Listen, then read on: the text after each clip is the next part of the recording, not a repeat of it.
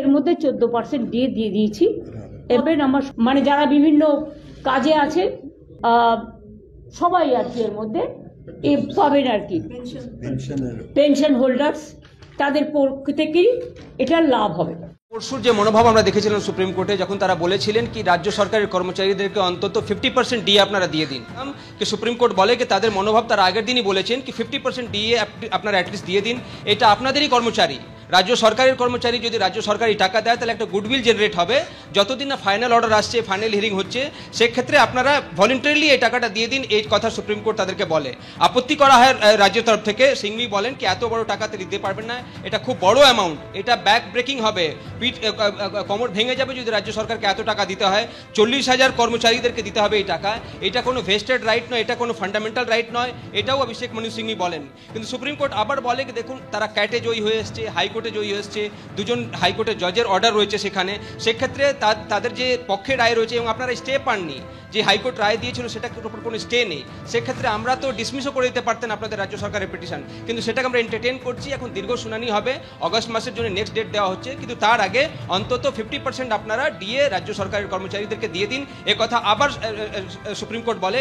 এবং supreme court বলে কি তারা এটা তো আপনাদেরই কর্মচারী। আমাদের সঙ্গে ফিরদৌস শামীম রয়েছেন, সুপ্রিম কোর্টে ছিলেন যখন কোর্ট নম্বর 14-তে হিয়ারিং হচ্ছিল, তার থেকে জেনে নেবো কি আমরা প্রথমে দেখলাম দাদা কি রাজ্য সরকার তো আপত্তি করলো, কিন্তু ফাইনাল অর্ডারটা কি? দেখুন, confederation of state government employees, এই মলয় মুখোপাধ্যায়রা যে ডিএ মামলাটি করেছিলেন সেই মামলায় 6 বার জিতেছে। আজকেও দেখবেন আদালতে সে কথাই বারবার উল্লেখিত হয়েছে, এবং যে আদালতের যে নির্দেশ, সেই নির্দেশের উপর কোনো স্থগিতাদেশ ছিল না, শুধুমাত্র যে কন্টেম্প প্রসিডিং সেটি শুধুমাত্র অন্তর্বর্তীকালীন স্থগিতাদেশ ছিল এই এসএলপিতে।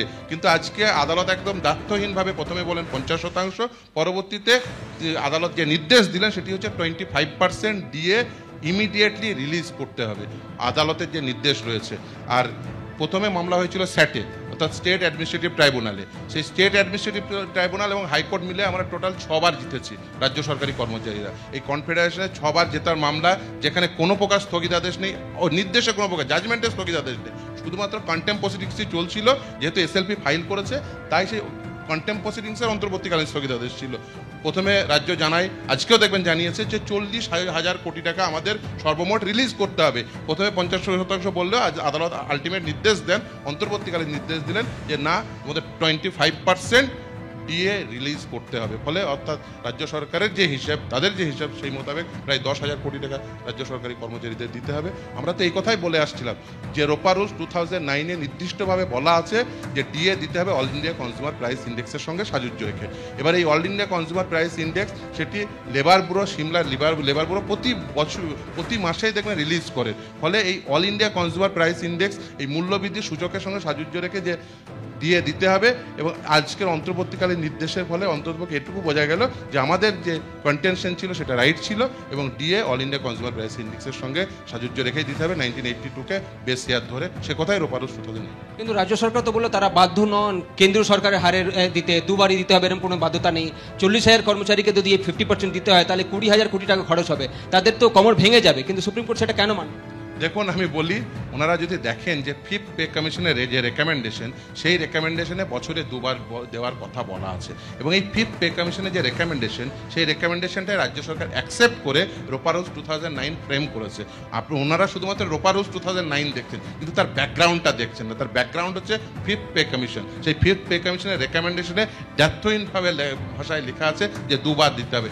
2 বার যদি না দিতে চান রাজ্য সরকার আরও বিড়ম্বনায় করবে। কেন এ কথা বলছি? তার কারণ all India consumer price index প্রতি মাসে তার সূচক বের হয়, তাহলে প্রতি মাসে ডিএ বাড়াতে হবে। তার কারণ মূল্যবৃদ্ধি প্রতি মাসেই বাড়ছে। দেখবেন আপনি যদি সিমলার এই লেবার ব্যুরোর যে হিসেব, সেটা প্রতি মাসেই কিন্তু বের হয়। ফলে তারা যদি বলেন যে না আমরা কেন্দ্রীয় হারে দেবো না, তাহলে প্রতি মাসে ডিএ দিতে হবে। ফলে তারা আরও বেশি বিড়ম্বনায় পড়বেন। বছরে 2 বার দিতে হলে ওই গড় করে দিয়ে দেবেন। কিন্তু যদি আপনি বলেন যে না, আমি শুধুমাত্র রোপা রুলস 2009 মোতাবেকই দেবো, সেটা ম্যাথামেটিক্যাল রিপ্রেজেন্টেশন যদি আপনি হিসাবে যদি দেন, তাহলে প্রতি মাসে ডিএ বাড়াতে হবে। ওনারা পুরো ডকুমেন্ট হয়তো বা পড়েছেন, বা না হয় পড়ে মিথ্যা কথা বলছেন, অথবা না পড়ে বলছেন। 5th পে কমিশনের রেকমেন্ডেশনে একেবারেই বলা আছে বছরে 2 বার দেওয়ার কথা। কেন্দ্রীয় সরকারের কর্মচারীদের যেভাবে দেয় সেভাবে দেওয়ার কথা। শুধু তাই না, দেখবেন আজকে আদালত বলেছে যে রাজ্যের বাইরে, যেমন নিউ দিল্লির বঙ্গভবনে যারা কাজ করেন, বা ইউথ হোস্টেল চেন্নাইয়ে যারা কাজ করেন, তারা কিন্তু কেন্দ্রীয় সরকারের হারেই কেন্দ্রীয় সরকারি কর্মচারীদের হারেই ডিএ পেতেন এবং তাদেরও কিন্তু এই বছরে 2বার করে বাড়ানো হতো। ফলে এবং সেটাও কিন্তু মামলার পয়েন্ট ছিল। আজকে ডিএ যে অল ইন্ডিয়া কনজিউমার প্রাইস ইন্ডেক্সের সঙ্গে সাজুজ্যকে দিতে হবে, তার অন্তর্বর্তীকালীন নির্দেশ হিসেবে 25% রিলিজ করতে বলেন। কর্মচারীরা অত্যন্ত খুশি যে অন্ততপক্ষে যাই হোক এতদিন পরে হলো 25% পাবেন, কিন্তু তারা পুরো বিষয়টি পুরো যত টাকা তাদের এরিয়ার হবে পুরো এরিয়ার পাওয়ার তারা হকদার। কিন্তু তার একটা আরো কথা দেখলাম দাদা, সুপ্রিম কোর্টে যখন হিয়ারিং চলছিল একবার দেখলাম সুপ্রিম কোর্ট অবজার্ভ করলেন কি এটা তো পিটিশনটাই তারা ডিসমিস করে দিতেন, যেহেতু বিভিন্ন ফ্রন্টে কর্মচারীরা জয়ী হয়ে এসেছেন, যেহেতু রাজ্য সরকার ছিল তাই তারা শুনছেন, তবে রাজ্যের তরফ থেকে বলা হয় এটা ফান্ডামেন্টাল রাইট নয়। এই পয়েন্টগুলো হ্যাঁ দেখুন, রোপা রুলস 2009 এটা ফ্রেম করা হয়েছে একটি কনস্টিটিউশনাল প্রভিশনকে ইনভোক করে। সেই রোপা রুলস 2009 অনুযায়ী আপনি বলতে পারেন এটা statutory right, obviously it's a statutory right, it's a legal right. আমরা এটা বলেছিলাম কনস্টিটিউশনাল রাইট। কেন বলেছিলাম এবং আদালত কেন গ্রহণ করেছিল? কারণ রোপা রুলস ফ্রেম করা হয়েছে আন্ডার আর্টিকেল 309। ফলে আন্ডার আর্টিকেল 309 যে রুল ফ্রেম হয়েছে তার কনস্টিটিউশনাল ব্যাকআপ রয়েছে, তাই এটা একটা statutory right, it's a legal right. সেটা লিগালি এনফোর্সেবল রাইট বলে সেটা কিন্তু আদালত যখন এই নির্দেশ দেন সেই নির্দেশকে চ্যালেঞ্জ করে কিন্তু সুপ্রিম কোর্টে রাজ্য সরকার আসেনি। আজকে এই কথা বলে কোনো লাভ নেই, কারণ প্রথম যে নির্দেশ দিয়েছিল মহামান্য বিচারপতি দেবাশিস করগুপ্ত এবং শেখর বেবি সরাফের বেঞ্চ, সেই নির্দেশকে চ্যালেঞ্জ করে কিন্তু রাজ্য সরকার আসেনি। ফলে সেখানেই কিন্তু বলে দিয়েছিল ডিএ হচ্ছে এনফোর্সেবল লিগাল রাইট।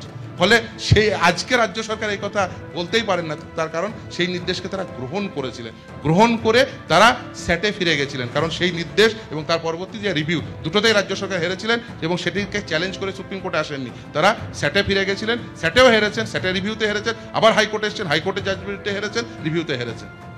তো দেখো এখন নেক্সট হিয়ারিং হবে অগস্ট মাসে, কিন্তু তার আগে আজকে যে ইন্টারিম অর্ডার দিয়েছে সুপ্রিম কোর্ট সেটাতে নির্দেশ দিয়েছে কি 25% ডিএ রিলিজ করতে হবে রাজ্য সরকার কর্মচারীদের জন্য।